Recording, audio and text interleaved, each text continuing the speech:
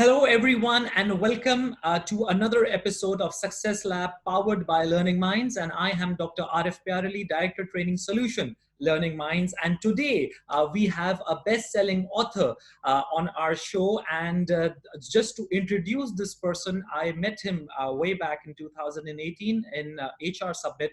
And after hearing to this his speech, I was convinced that this person has some amazing insights and has some amazing strategies regarding self-leadership. Yes, I have given a hint on that. So he has written 2 books up till now, books in which he has shared his methods or his strategies of how one can become a self-leader.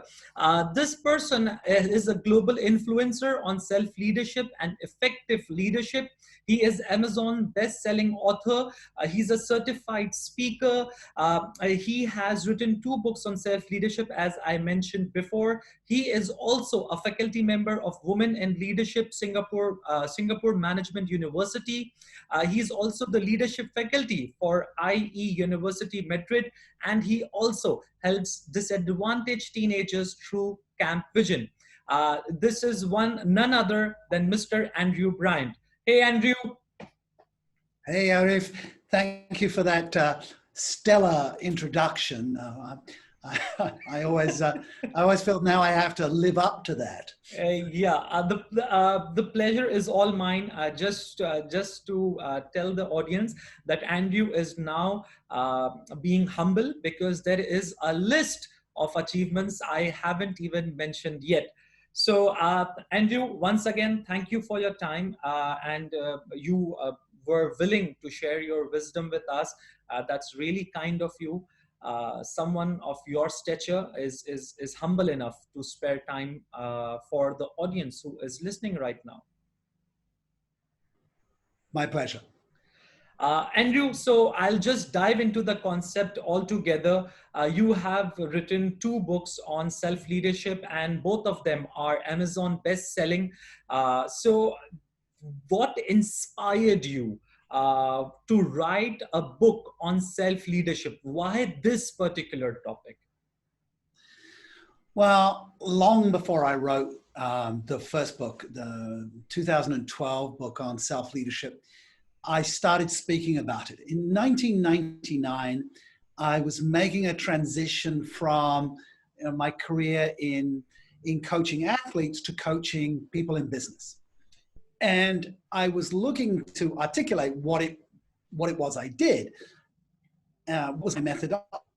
And I actually sat down with a colleague of mine who was a psychologist, and we were talking about what I did. And I said, I help people to build their and become aware of what's holding back, and through that, and to lead them.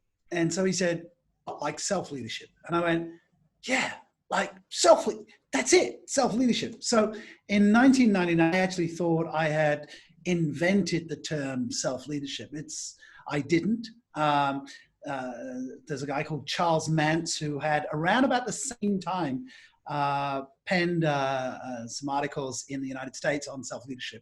But that's the way things happen, aren't they? The world at the same time wakes up. Carl Jung would talk about collective consciousness. So for a few years, I thought I'd invented the term and started speaking about self-leadership and putting together the methodology and the process. And it was years later, 2012, that the first book that I'd written and this one I wrote with Dr. Anna Kazan, came to pass, because in coaching people and looking at what works, what doesn't. And in terms of what really inspired me, I think that sometimes we teach best that which we find hardest to learn. And the interesting thing is, I think I needed self-leadership more than anybody else. I needed to break through my own limiting beliefs. I needed to take ownership of my own emotions. I needed to become more intentional, to become more successful. And so a lot of the book actually was tested on me. And I found what worked and what didn't, because there's a lot in the success literature. One person will tell you to do this, one person will tell you to do that. And I have a fairly strong sense of cynicism, and a lot of it just doesn't have any substance. So when I wrote the 2012 book with Dr. Anna Kazan, we looked at the literature on leadership, on self-development, personal development, and we tested what actually works versus BS. And I will leave you to work out what BS means. It's belief system. I know that was coming. I knew somewhere down the line that was coming. So yeah. Okay. Yeah. So it was. By the way, I mean, simply put, I'm a pragmatist. I originally trained as a clinician. I'm interested in real world solutions that help real people. And so that's why I wrote the book.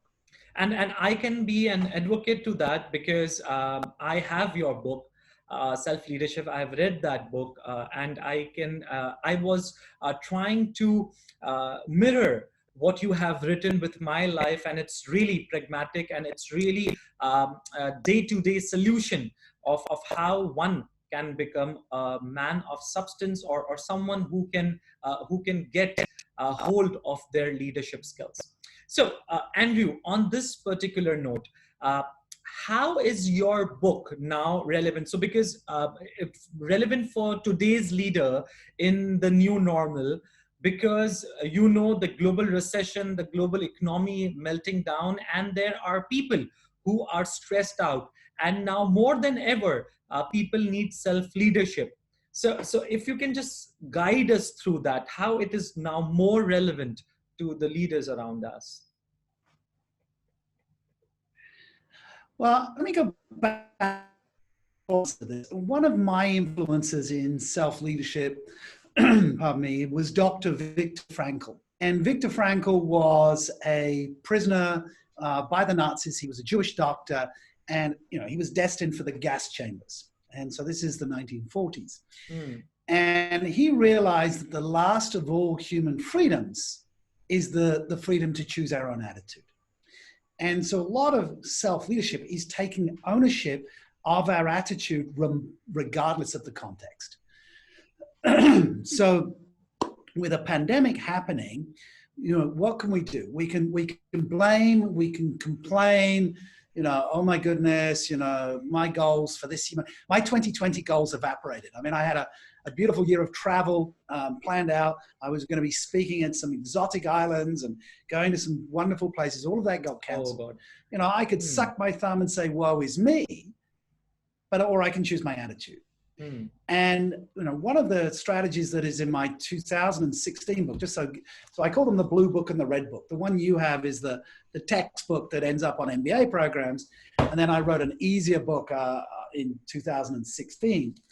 But in the 2016 book, I simplified it to accept, adjust, and advanced. Regardless of our circumstance, we have to accept it is what it is. If we're in denial, if we're going through the stages of grief, anger and bargaining, we can't move forward. COVID has arrived. I'm not flying around the world. I would have loved to be speaking for you in Pakistan.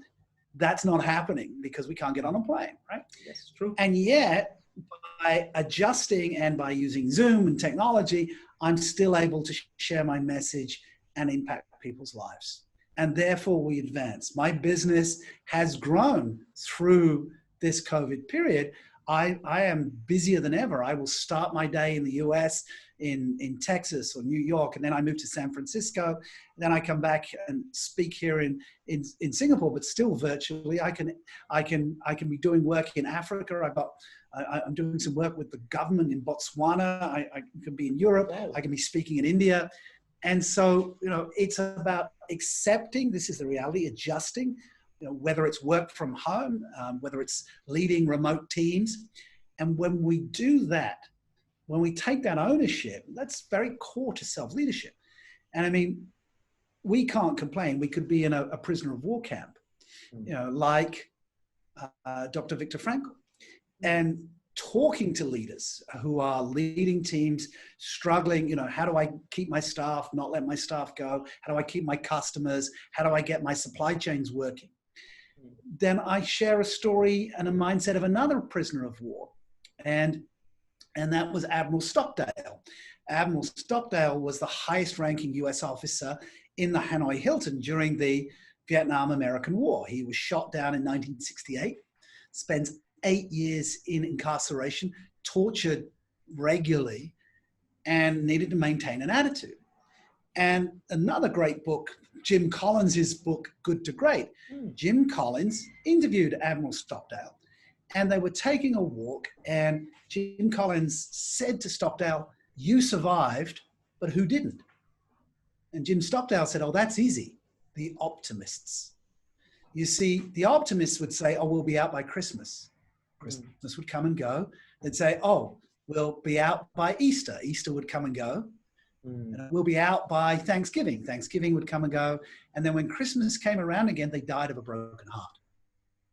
And so it is the Stockdale paradox that you have to face the brutal reality of the situation, but not lose the faith that you will prevail. Now, in my 2012 book, you will remember I wrote about realistic optimism. Yes. Because the positive psychology swing from the 1990s into 2000 is we have to be optimistic. We have to be positive. We have to be happy. Well, it's very difficult to be optimistic, positive, and happy when we don't know how long this pandemic will last. And the people who have failed abysmally, and the governments that have failed abysmally, are the ones that have not faced the reality that they didn't have it under control. They didn't stay the course. And so in business, in government, in health management, face the brutal reality, but never lose the attitude, that faith that we will prevail. And that's why self-leadership is so important right now. Realistic optimism. That's the word.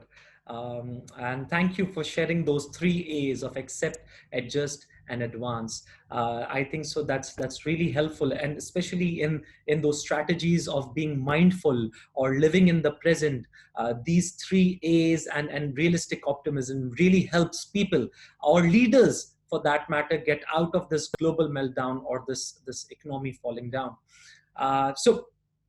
Andrew, in accordance to this question, in accordance to this answer you just gave, if there is an individual, a professional, right now, he's not an entrepreneur, he's not a business owner, he is, for example, a middle manager, and if he wants to get success right now, while understanding your strategies or your behaviors, what would be your advice or your suggestion to that particular person, given the fact that right now his job insecurity is at its peak, but at the same time his work, the work he is doing, he is overburdened, or because of the work from home part, he's overburdened. So both of their anxiety point, it's up there, right? So what would you suggest them, or any strategy or any behavior you will advise them?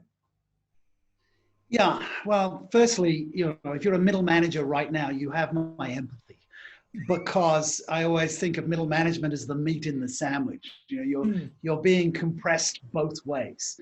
And the interesting thing when I speak and when I lecture, the group that will give me the lowest feedback score are middle managers. Frontline people love me, senior leaders love my message. Middle managers go, who are you to tell me to do something different? Because I feel like I'm drowning and the devil's going water skiing, and splashing with them. So, I really, if you're a middle manager, you have my feeling, because it's really hard to step back from the strategy. And I use in my 2012 book the analogy of a chessboard, and you remember it's on the first page. If I was to ask you and your listeners, which piece on a chessboard are you? Are you the pawn moving slowly towards the opposition, likely to be sacrificed early in a game of chess? Therefore, you're feeling vulnerable and powerless. Or are you more like the rook or the castle, very defensive? You don't move very much. You're interested in holding everything together, like compliance or quality control.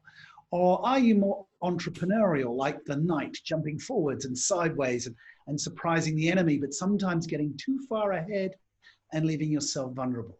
Are you the bishop wanting to cut the red tape and go diagonally across the board?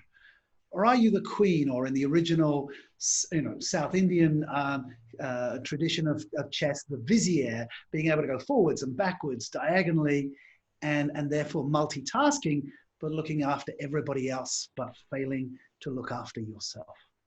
Or are you the king with delusions of grandeur and narcissistic tendency, not able to do very much, but making everybody else work for you? Now, whichever piece you choose, allow me to tell you what you should choose. You should choose to be sick and tired of being pushed around by somebody else like a piece of wood. You see, the trick, whether you're a middle manager or a senior manager, is to step back from the chessboard, to realize that you can play each and every role and be strategic and potentially play more than one game of chess at a time, like the great Bobby Fischer, the chess master. So the worst problem of being a middle manager is drowning in task, action, results. Firefighting, running into the buildings, putting out the fire, running out, running to the next building. If you want to be successful, you have to realize that you will not be successful as the firefighter. You have to become the fire chief. And the fire chief doesn't run into the burning building. The fire chief steps back, builds relationships with the mayor of the city, maybe with some wealthy donors who can buy new equipment.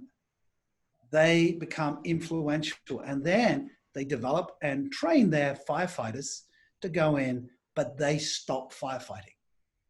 If as a middle manager, you're addicted to firefighting, that will be your lot for the next 5, 10, 15 years. If you listen to me now and go, you know what, I am tired of running into burning buildings, then step back and realize that your life is like a chessboard. You've got to be strategic. You've got to build influence. And that's where the confidence of self-leadership allows you to be influential, to connect with the mayor of the town, which is whatever that is in your organization, to connect with the wealthy donor, whoever that is that manages the resources. And you need to step up and use executive presence, which comes out of self-leadership, and begin to start moving up the career ladder through influence. Or this middle manager forever and get old before your time. I'm sorry, but that's the truth of the matter. Amazingly put. Let just take one moment to sing that in, and especially I'm sure for the audience as well, because this was a stream or burst of wisdom just coming right out, Andrew. I am super impressed again.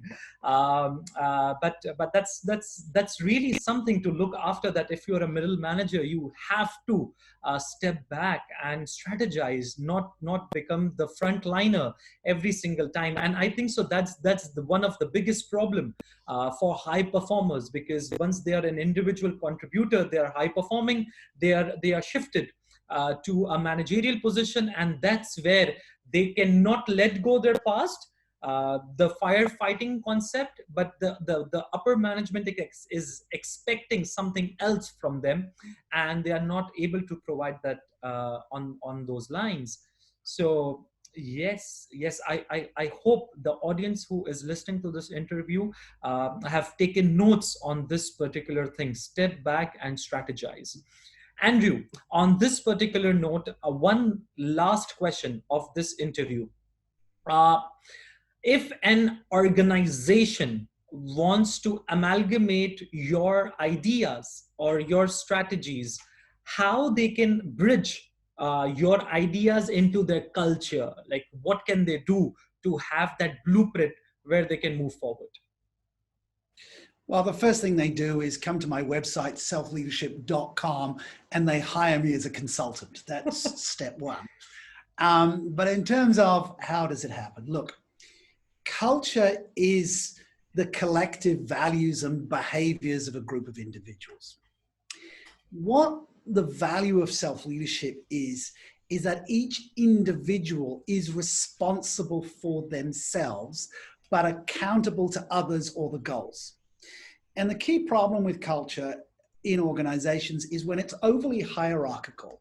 And back to my chess analogy is looking at frontliners as pawns, right? A self-led or a self-leadership culture sees the individual as autonomous units, right? That they are aligned to the value and the mission of the organization so that they can make decisions on the front line, right? I mean, there's nothing, we've all had that terrible customer service experience where you have a problem and the person behind the desk says, that's not my job, right? And you know, if you've ever had that, you just want to just reach over and choke them, but they are not the problem. The problem is the culture that has disempowered that individual to not solve your problem. Now, the best and most effective cultures are when each member of that organization feels a level of ownership. We only feel ownership to an organization when we have a level of autonomy. Auto, self, autonomy, law, self-law. So a culture that enables people, empowers people, but aligns them to a vision and a mission is a successful and an agile culture.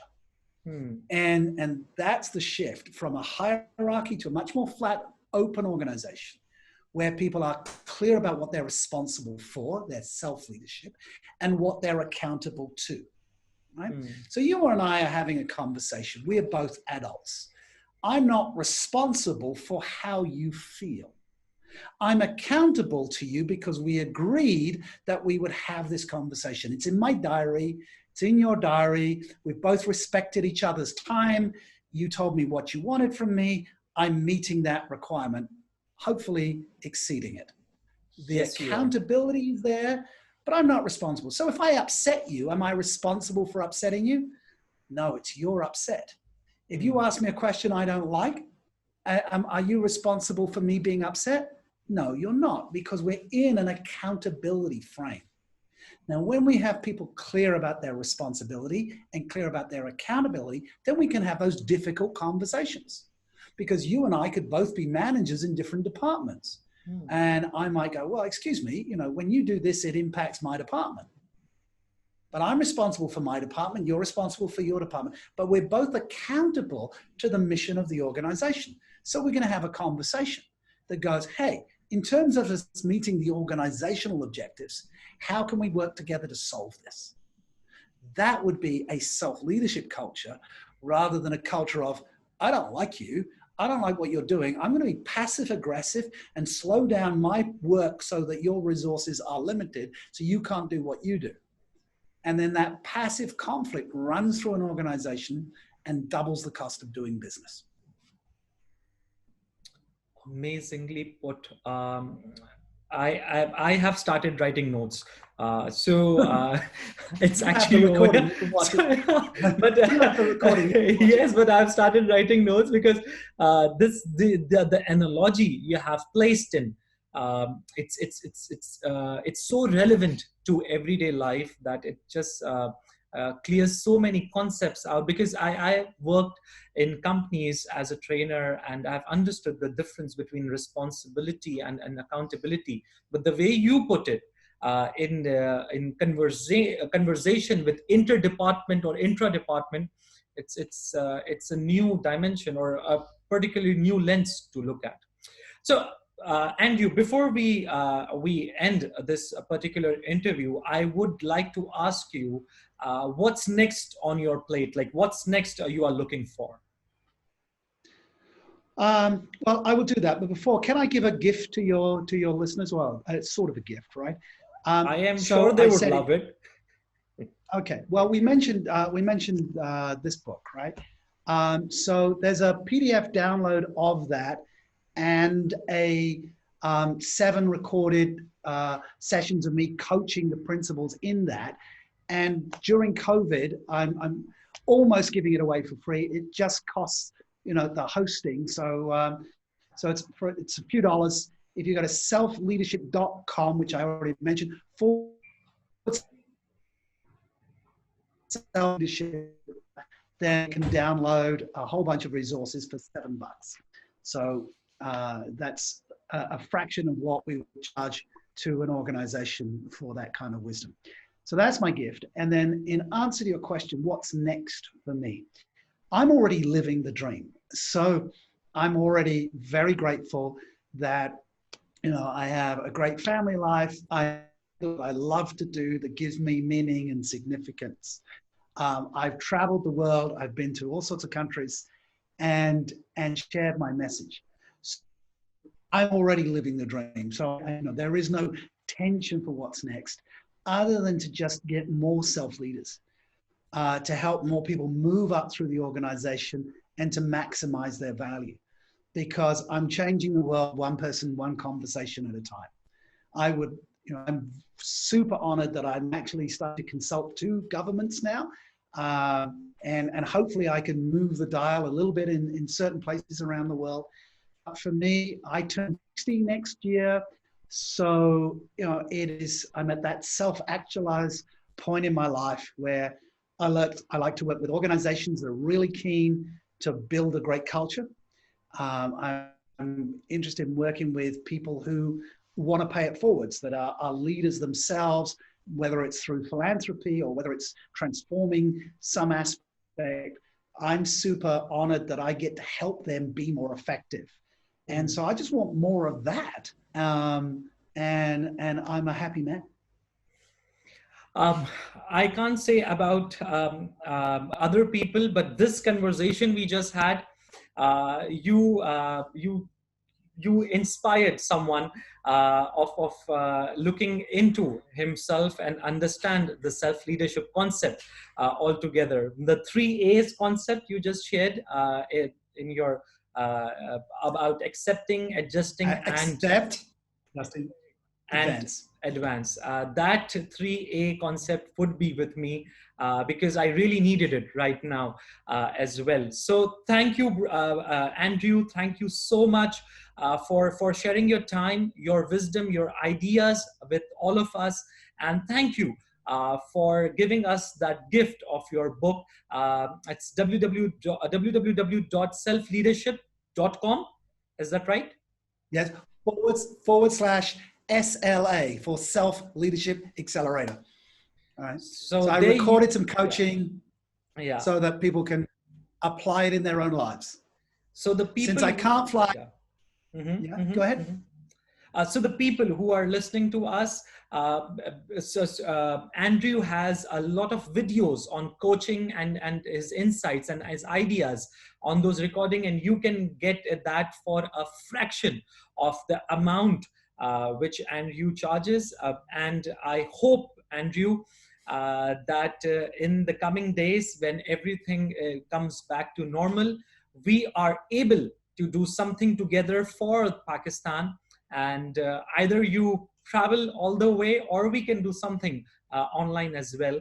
And we can create something. As we mentioned before we started, I love the food, and I love travel. So welcome me back when the time comes. Yes, we'll definitely look into that. Please stay in touch. And there are very rare personalities who are so humble and yet so willing to share their ideas. And I am sure that I am gonna stay in touch with you, and we can do something for Pakistan in near future. Once again, thank you so much, Andrew. And with that, we are ending up another episode of Success Lab powered by Learning Minds. This is Dr. Arif Pyarali signing off. Until then, take care. God bless.